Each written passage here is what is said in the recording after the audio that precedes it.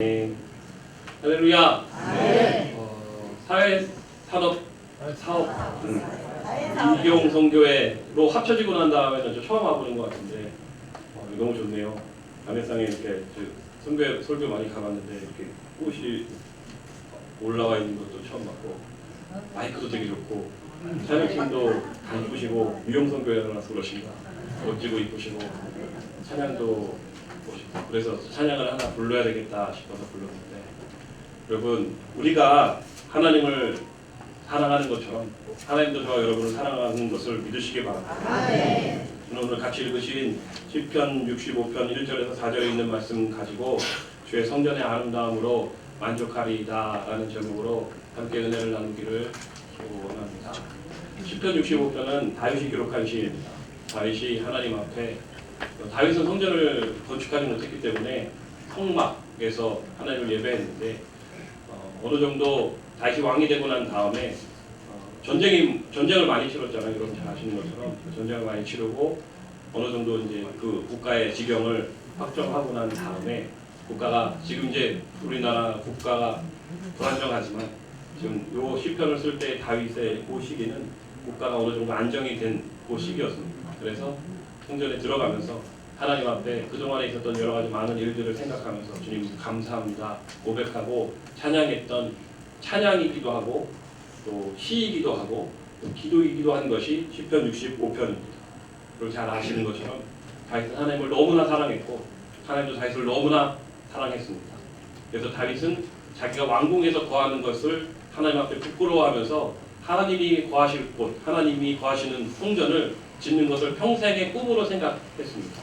그러나 하나님께서 잘 아시는 것처럼 전쟁을 많이 치르면서 피를 많이 흘렸기 때문에 성전을 짓는 것을 그의 아들에게서 완성을 하셨고, 다윗은 성막에서 하나님을 만나게 됩니다. 그럼에도 불구하고 성막에서 하나님을 만날 때 갈급해했고 기뻐했고 감사했습니다. 모든 것이 다 어느 정도 안정이 되고 난 다음에 성막에 들어가면서 하나님 앞에 그 안에서 찬양하고 감사하고 영광 돌렸던 시편의 내용이 시편 65편입니다. 그래서 오늘 제가 함께 은혜를 나누고 싶은 것은 다윗이 고백했던 것처럼 성전의 아름다움으로 만족하리이다 이 제목을 가지고 왔는데요. 다윗에게 있어서 그러면 첫 번째로 다윗에게 있어서 성전은 찬양과 응답이 있는 곳입니다. 여러분 성전은 찬양과 응답이 있는 곳입니다. 여러분이 지금 예배를 드리고 있는 이 아름다운 성전도, 여러분의 성전도 찬양이 있고 응답이 있는 곳입니다. 내가 이곳에 들어올 때 아름다운 찬양이 울리고 있었습니다. 그리고 여러분이 이렇게 함께 예배를 드리고 있으므로 하나님께서 여러분에게 응답하여 주실 것을 믿으시기 바랍니다.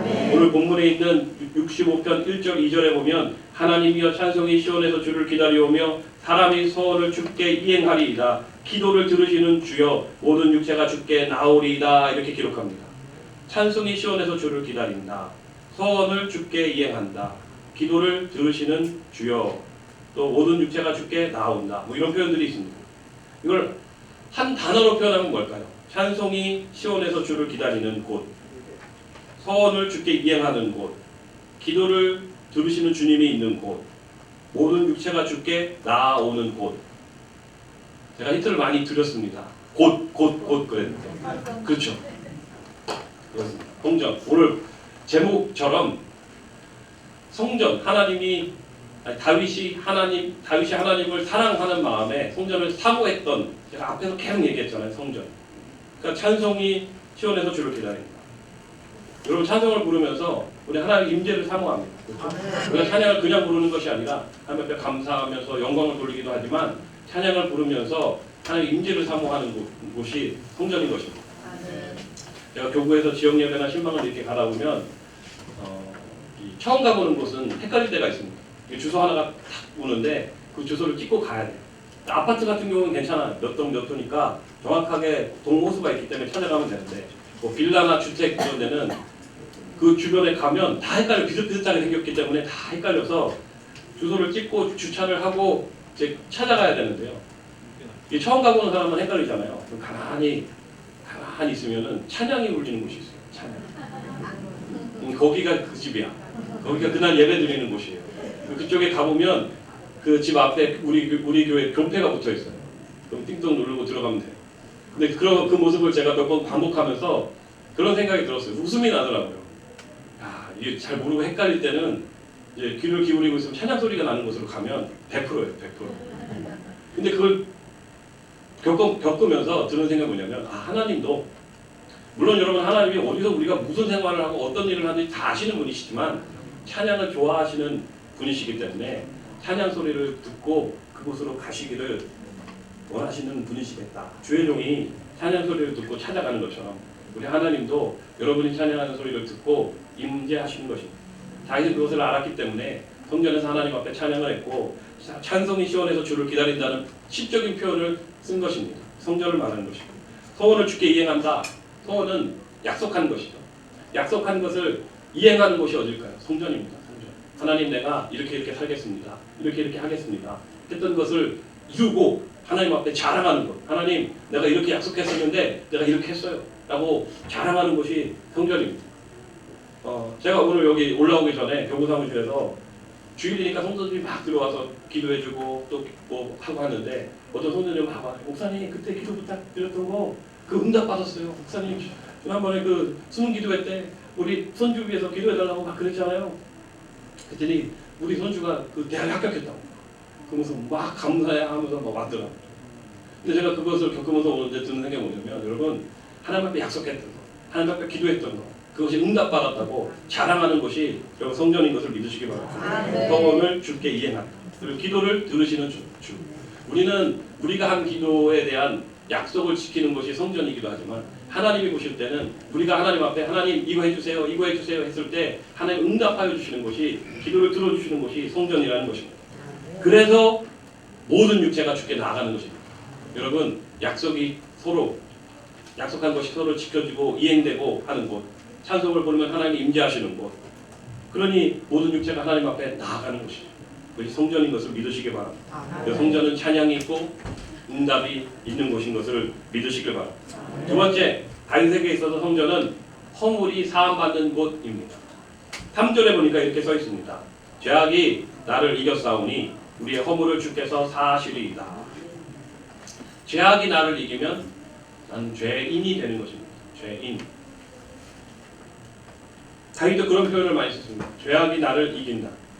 우리의 삶 가운데 매일매일의 삶 가운데 우리가 오늘은 은혜 받고 좋았지만 주일이 지나고 나서 월요일이 되면 이상하게 죄를 짓게 됩니다. 우리의 입술로 행동으로 안 해서 그렇지 머릿속으로 하는 모든 행동들 모든 생각들도 성경은 죄라고 말했기 때문에 우리가 무슨 생각을 하는지 무슨 마음을 먹는지 그 속에서 들어가는 모든 마음들 생각들이 죄인 것을 여러분 아십니다. 그래서 다시 이렇게 표현한 것입니다. 죄악이 나를 이겼다. 여러분 우리가 죄를 이길 수는 없습니다. 죄가 우리를 항상 이기게 되어 있습니다. 그럼 우리 안에 허물이 생기는 것이죠. 죄와 싸워서 이길 수 있는 사람이 이 땅에 누가 있을까요? 우리는 죄와 싸우면 지게 되어 있습니다. 연약한 존재이기 때문에 그래서 허물 많은 인간이라고 하죠. 그런데 다시 이런 표현을 그 뒤에 써놨어요. 우리의 허물을 주께서 사하십니다. 사한다는 표현을 죄가 나를 이겼으니까 내가 죄인이니까 내 안에 있는 죄를 하나님이 없애주시는 것이 사해주시는 것이다 라고 생각을 하고 제가 성경을 봤는데 설교를 준비하면서 다윗이 어떤 단어를 썼을까 찾아보았더니 히브리어로 키펠이라는 단어를 썼습니다. 다 한다 라는 뜻입니다. 키펠. 그런데 이 키펠이 없애버리다 지워버리다 이런 뜻인 줄 알았거든요. 그랬더니 이 키펠의 원뜻은 우리말로는 사하해 주신다라고 표현했지만 덮어버린다 덧칠하다 이런 뜻을 갖고 있습니다. 그러니까 죄는 그대로 있고 그 위에 덧칠해버리는 거예요. 덮어버리는 거예요. 그러니까 죄가 나를 이겼으니까 내가 죄인인데 저는 사해주신다는 이 표현이 지워주시거나 없애주시는 거나 아니면 끌어내시거나 이런 뜻인 줄 알았는데 덧칠하다라는 뜻이 사해주시는 것이라는 것입니다. 덧칠해서 없어지게 만드는 거예요. 그러니까 건물 같은데 페인트 칠을 해서 안 보이게 만드는 거예요. 여러분 제가 이 설교를 준비하다가 여러분 요즘에 이제 계엄이 선포가 되고 난 다음에 탄핵 정국이 돼서 나라가 시끄러워졌는데 그 전에 계엄 선포되기 전에 온 나라를 시끄럽게 했던 한 사건이 있습니다. 뭐냐면 동덕여대 들어보셨죠? 계엄 때문에 다 잊어버렸는데 계엄 선포되기 전에 동덕여대에 여대가 이 동덕여대가 남녀공학으로 전환된다라는 말들이 있으면서 이 동덕여대 여대생들이 우리가 언제부터 남녀공학이었냐, 결사반대, 남자 반대 막 그러면서 온 학교를 시끄럽게 하고 온 나라를 시끄럽게 했습니다. 그래서 이것이 남자와 여자만의 문제를 떠나서 이슈가 됐었어요. 그래서 이 동덕여대 총학생회가 본가를 점거하고 또 거기에 락카로 막 바닥에 천장에 벽에 유리벽에 다 남자는 들어오지 마라, 남녀공학 반대 철폐, 학교는 정신 차려라 뭐부터 시작해갖고 설립자 동상에다가도 유성 락카로 막 칠해놨어요. 뉴스를 통해서 접해보신 분들이 많을 겁니다. 제가 기억나는 게 뭐냐면 그때 당시에 이 본관을 점거했으니까 애들이 본관에 학교에 있을 거 아니에요. 24시간 동안. 그러니까 밥은 먹어야 되니까 배달을 시켰어요. 배달을 시키니 오토바이 배달을 하는 사람이 남자야. 그래서 입구에 들어왔는데 이 여학생들이 헬멧을 벗어보라고.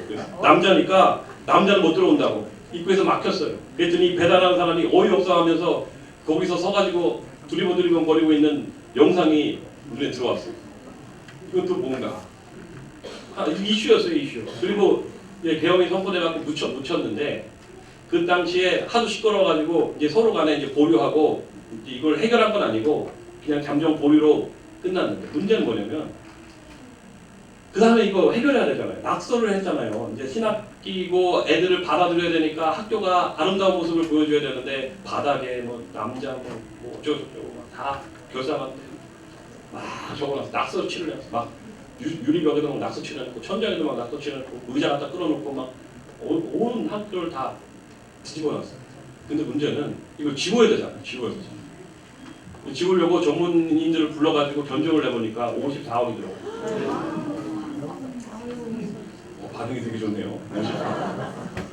근데 더 놀라운 것은 그 사이에 54억 견적이 나왔는데 그 사이에 눈도 오고 비가 왔는데 유성 낙하를 보도블럭이나 이런 데 칠해두니까 이게 눈 오고 비 오니까 스며들어가지고 이거 지울 수가 없잖아요. 그래서 이거를 다 지워내고 원상태로 복구시키려면 다 드러내고 다시 깔아야 돼요. 그러니 돈이 100억이 넘게 들어요. 그러니까 이제 문제가 이제 그때부터 시작된 거예요. 서울시에서도 니네들이 그런 거니까 니네들이 알아서 해라. 학교 측은 피해를 봤으니까 니들이 해라. 총학은 우리가 안 했고 애들이 그랬다. 애들은 총학이 그랬다.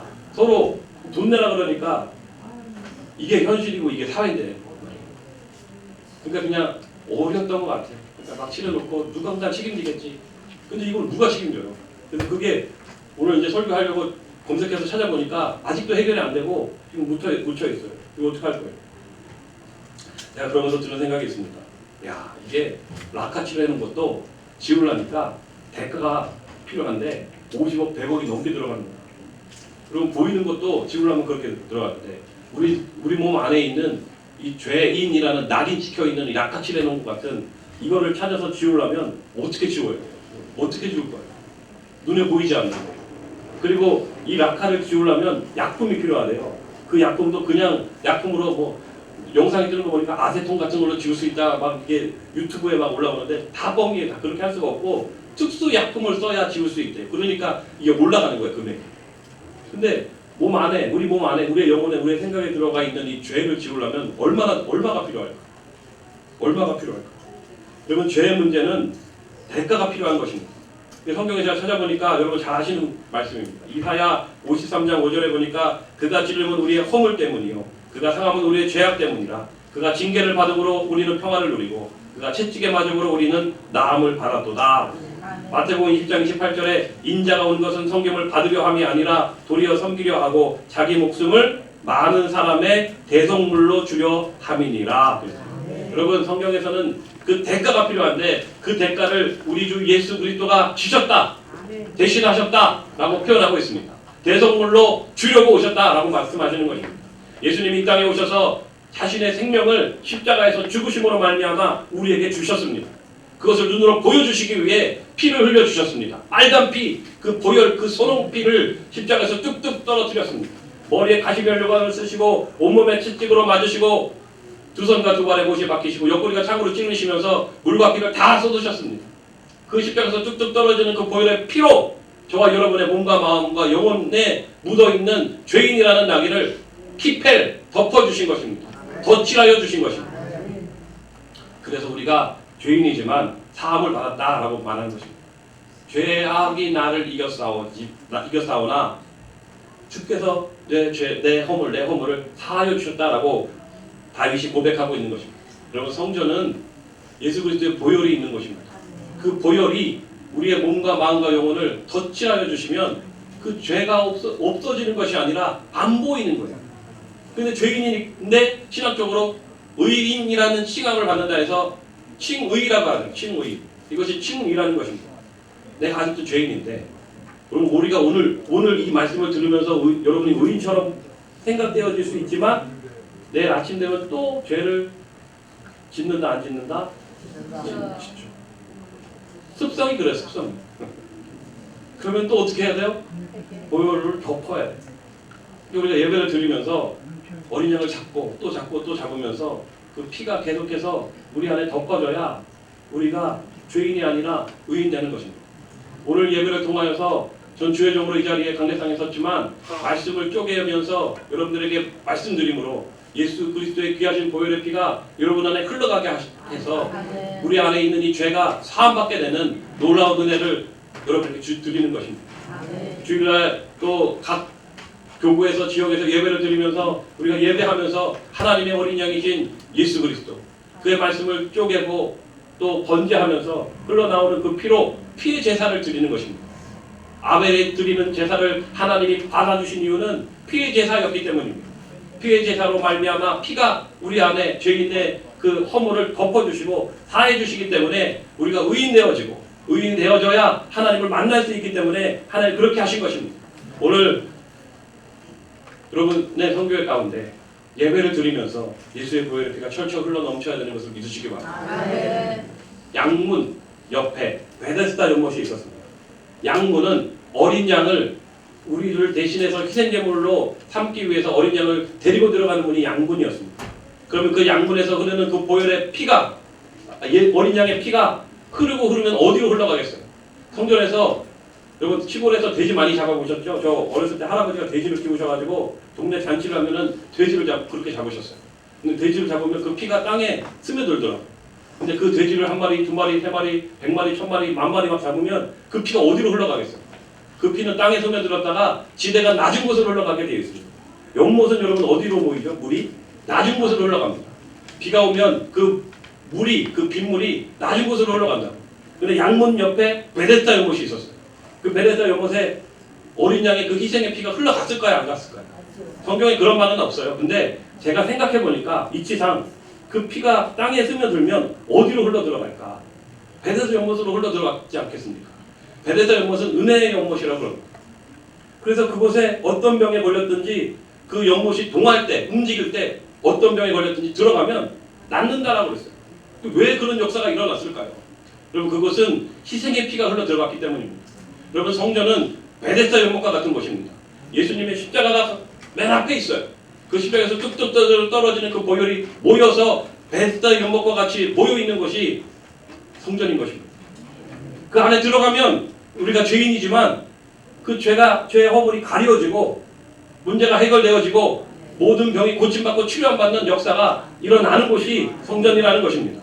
여러분 그래서 성전은 우리의 허물이 사함받는 곳이라는 것을 믿으시기를 주님의 이름으로 축원을 드립니다. 마지막 세 번째, 성전은 만족함이 있는 곳입니다. 만족함. 시편 65편 4절에 보니까 이렇게 써있습니다. 주께서 택하시고 가까이 오게 하사 주의 뜰에 살게 하신 사람은 복이 있나이다. 우리가 주의 집 곧 주의 성전의 아름다움으로 만족하리이다. 이렇게 써있습니다. 주께서 택하시고 가까이 오게 하사 주의 뜰에 살게 하신 그 사람은 복이 있다. 성경에서 말합니다. 여러분 주의 뜰, 주의 집, 주의 성전 다 같은 의미입니다. 성전입니다. 여기가 주의 성전입니다. 주의 뜰입니다. 근데 성경에서 분명히 말하기를 주의 뜰, 주의 집, 주의 성전에 사는 있는 사람은 복이 있다. 그랬습니다.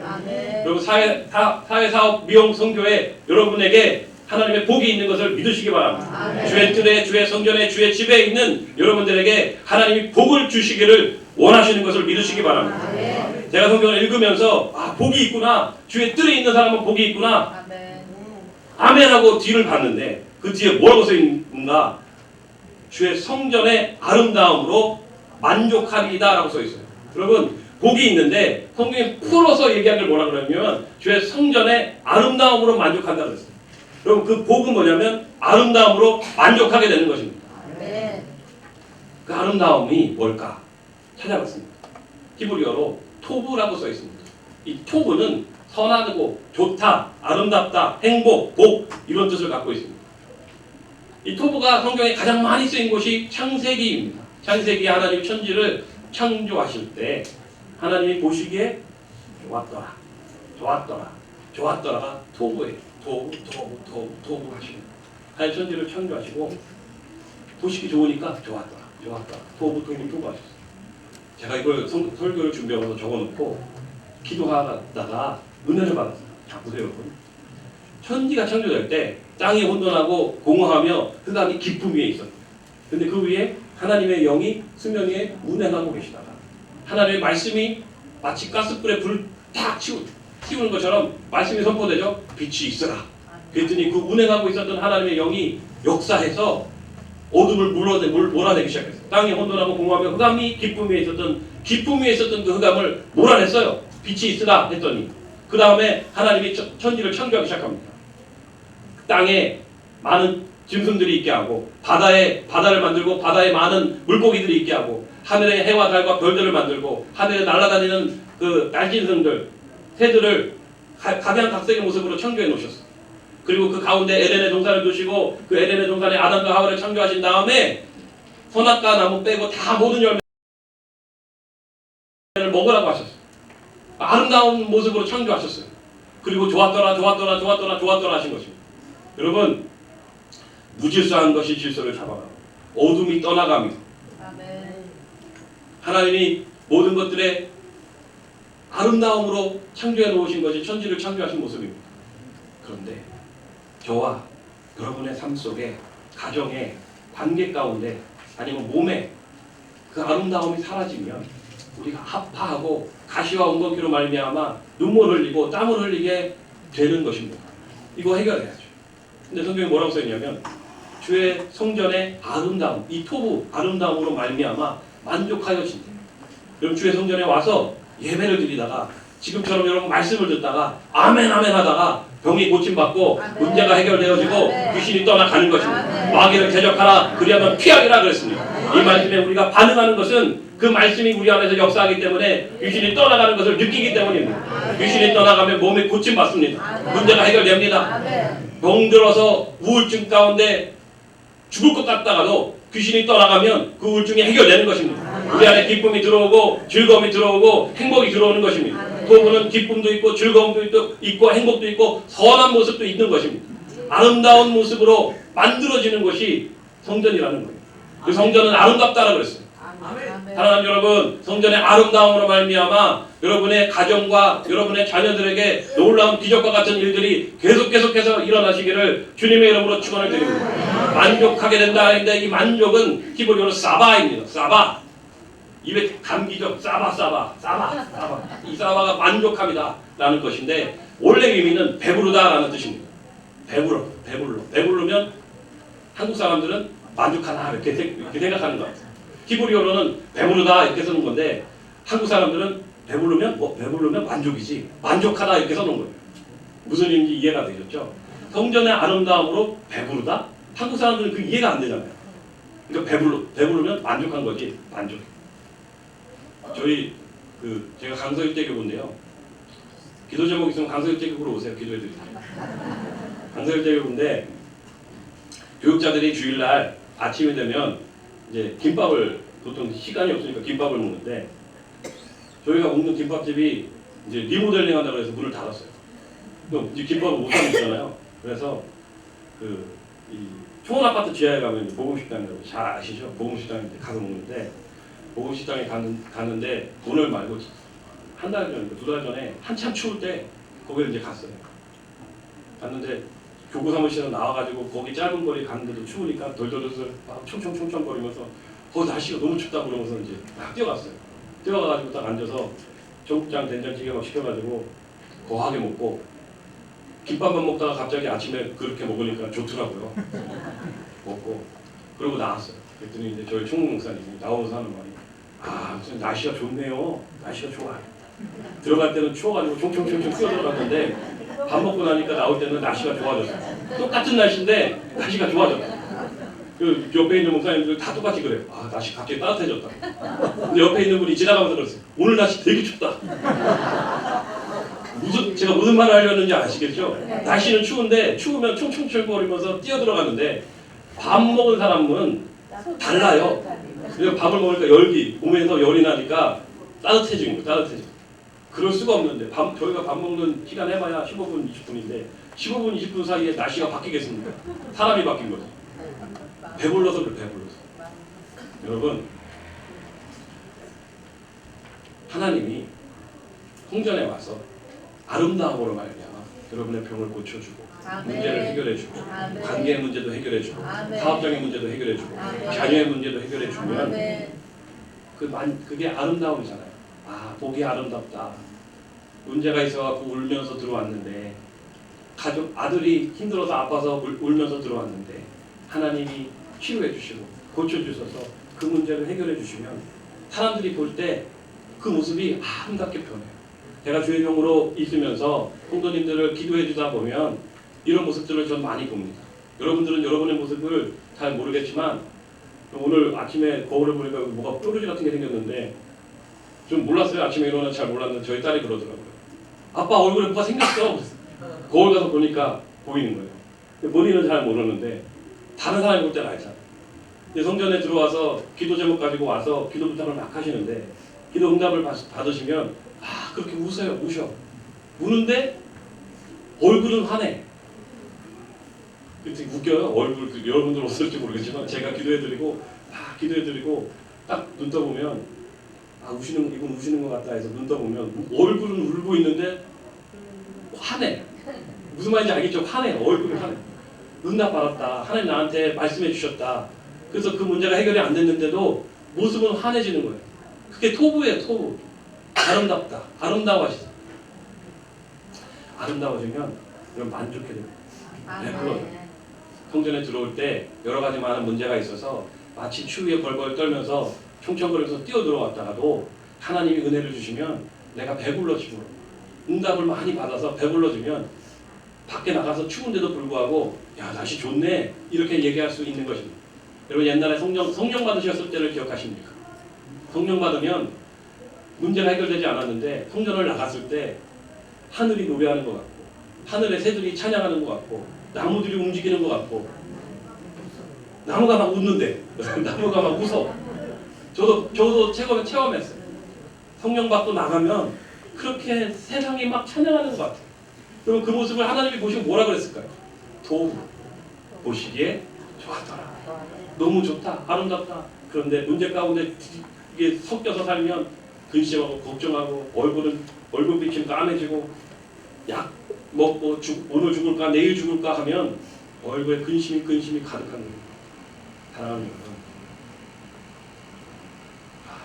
우리 선교회 타의사업 미용선교회가 얼굴의 빛이 토부하실 수 있기를 원하고 그것이 성전에 찾아왔을 때 하나님이 주시는 은혜요 축복인 것을 믿으시기 바랍니다. 우리가 매일 아침에 일어날 때마다 죄악이 나를 이김으로 내가 죄인처럼 살아갈지는 몰라도 하나님이 우리의 죄를 사하여 주시면 우리의 허물을 사하여 주시면 우리를 택하셔서 가까이 오게 하셔서 주의 뜰에 있게 하시는 것입니다.